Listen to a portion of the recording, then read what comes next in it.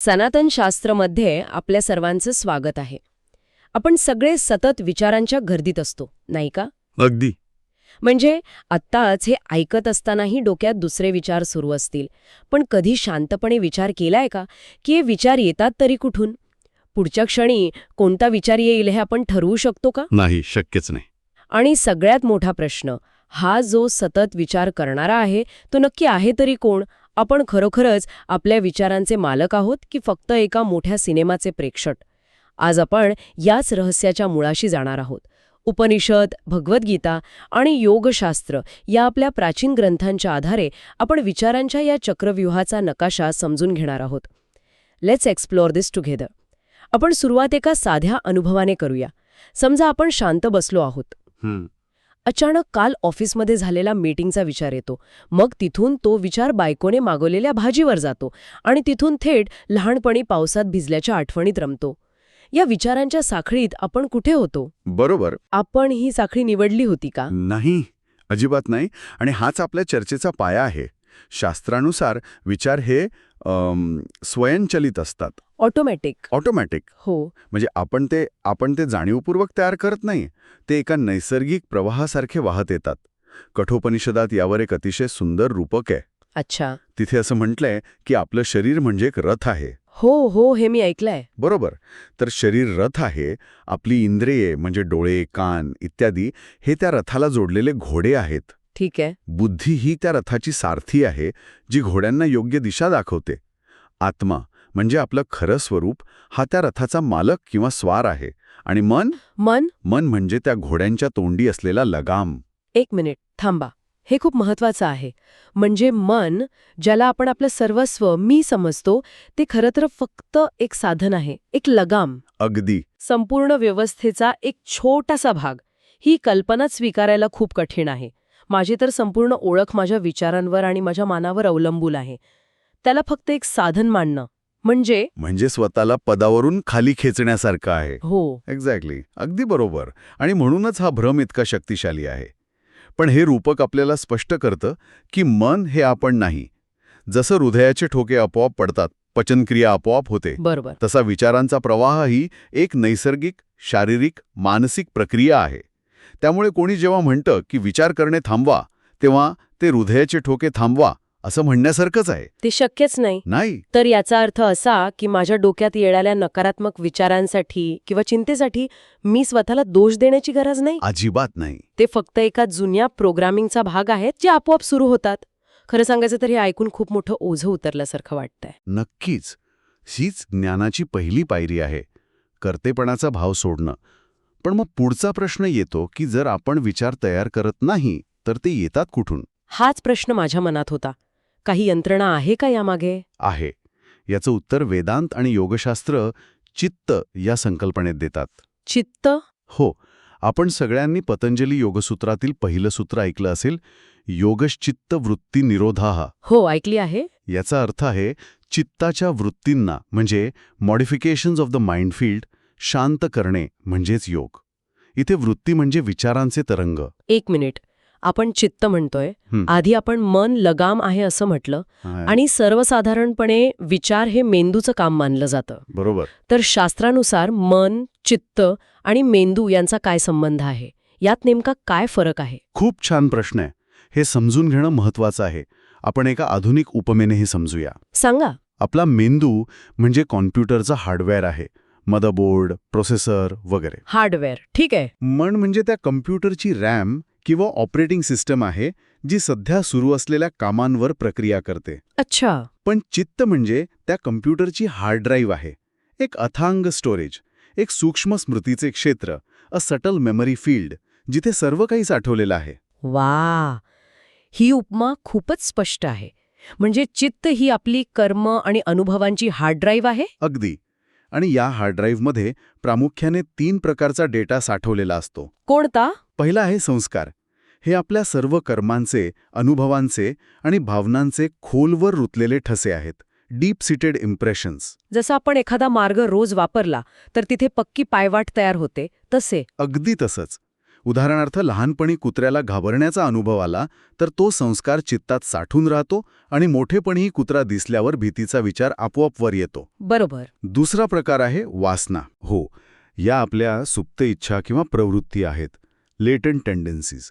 या संस्कारांमधूनच निर्माण होतात. त्याच कुत्र्याच्या उदाहरणात कुत्रा टाळण्याची प्रवृत्ती ही वासना झाली. अच्छा. आणि तिसरा प्रकार म्हणजे आपले सर्व मागील अनुभव, या जन्मातील आणि पूर्वजन्मातील सर्व आठवणी. म्हणजे तलावाच्या तळातून जसे बुडबुडे वर येतात तसे विचार या चित्तरूपी हार्ड ड्राईव्हमधून आपोआप रॅममध्ये म्हणजे मनात येतात. एक्झॅक्टली. आपण ते निर्माण करत नाही, ते फक्त पृष्ठभागावर येतात. अगदी तसंच. आपण विचार तयार करत नाही तर आपल्याला त्यांचा वेग आणि प्रकार वारसा हक्काने मिळतो.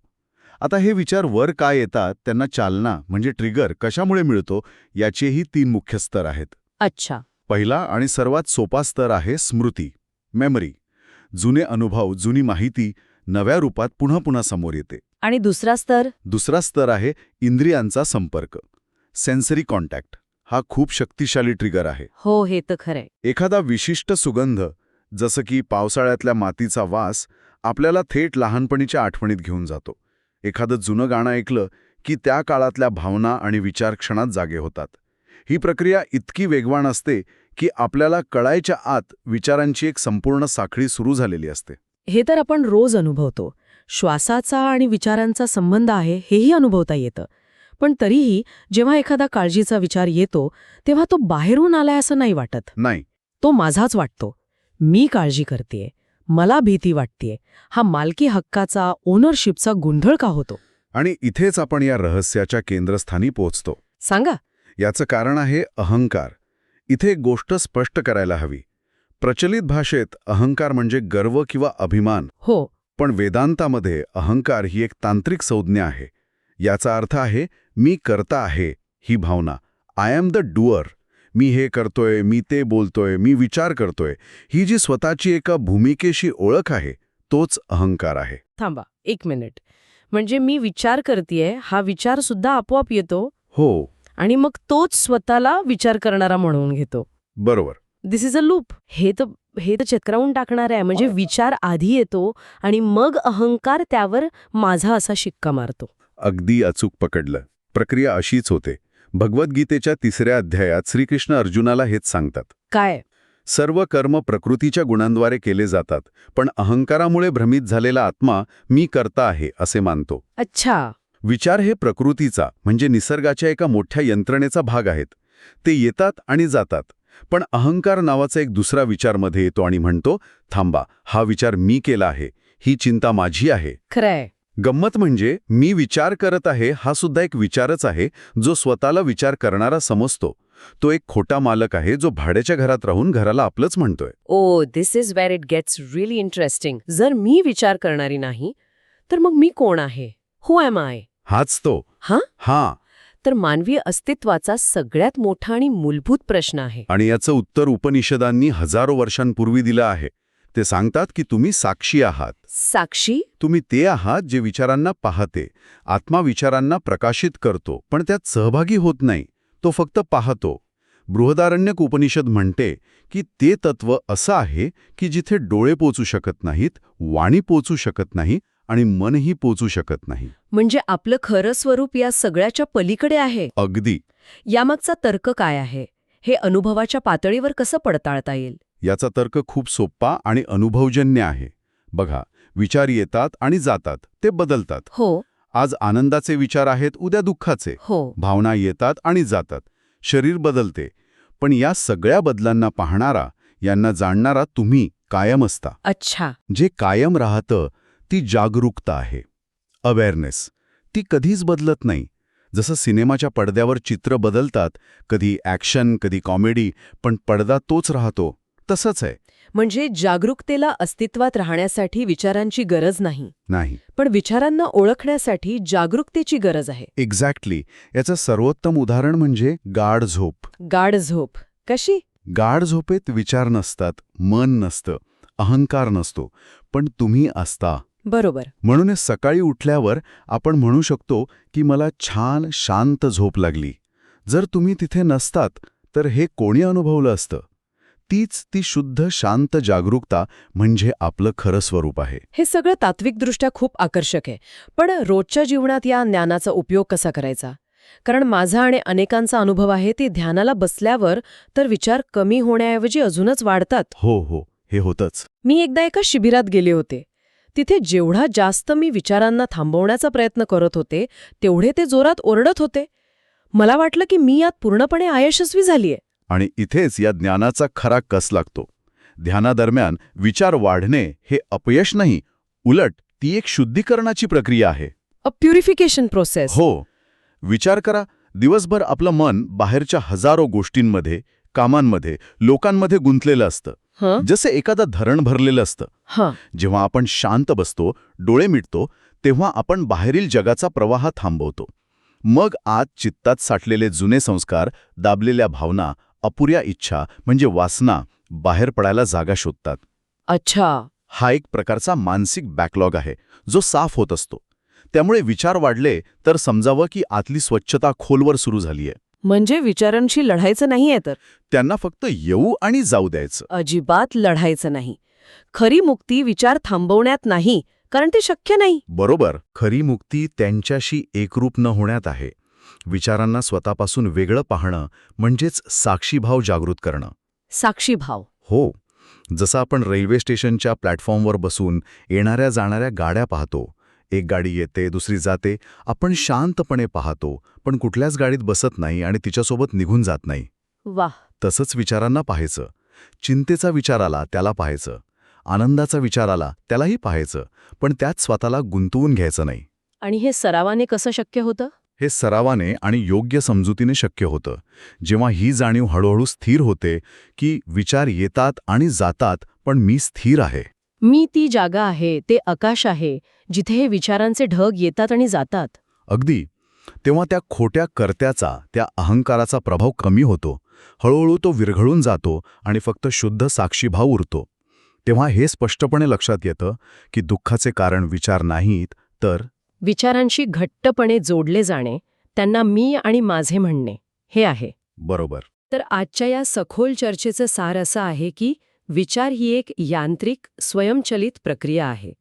ते आपल्या चित्तात साठलेल्या संस्कार आणि वासनांमधून येतात. हो. विचार करणारा हा अहंकाराने निर्माण केलेला एक भ्रम आहे आणि आपलं खरं स्वरूप ही शांत, अचल जागरूकता किंवा साक्षी आहे, जिच्या प्रकाशात हे विचारांचे खेळ घडतात आणि विरून जातात. अगदी बरोबर. If we connect this to the bigger picture, तर असं म्हणता येईल की तुम्ही विचारांचे कर्ता नाही, तर तुम्ही ती जागा आहात जिथे विचार येतात आणि जातात. You are not the thinker of thoughts, you are the space in which thinking appears. जाता जाता ऐकणाऱ्यांसाठी एक विचार: जर मनात येणारा प्रत्येक विचार आपला नाही किंवा सत्य नाही हे मनापासून स्वीकारलं गेलं तर आयुष्यात काय बदलेल? चिंता, भीती, राग या भावनांवर याचा काय परिणाम होईल? जर विचारांकडे आकाशातल्या ढगांप्रमाणे पाहता आलं, जे येतात आणि जातात पण आकाशाला कधीच स्पर्श करत नाहीत किंवा डाग लावत नाहीत, तर जगण्याचा अनुभव कसा असेल? आजच्या या ज्ञानाच्या दिव्याने जर आतला मार्ग थोडा उजळला असेल तर आम्हाला कमेंट्समध्ये नक्की सांगा. तुमच्या विचारांच्या आकाशात साक्षीभावने पाहत रहा आणि या प्रवासात आमच्यासोबत चालण्यासाठी सनातन शास्त्राला लाईक, शेअर आणि सबस्क्राईब करा. भेटूया पुढच्या वेळी एका नवीन सखोल चर्चेसह.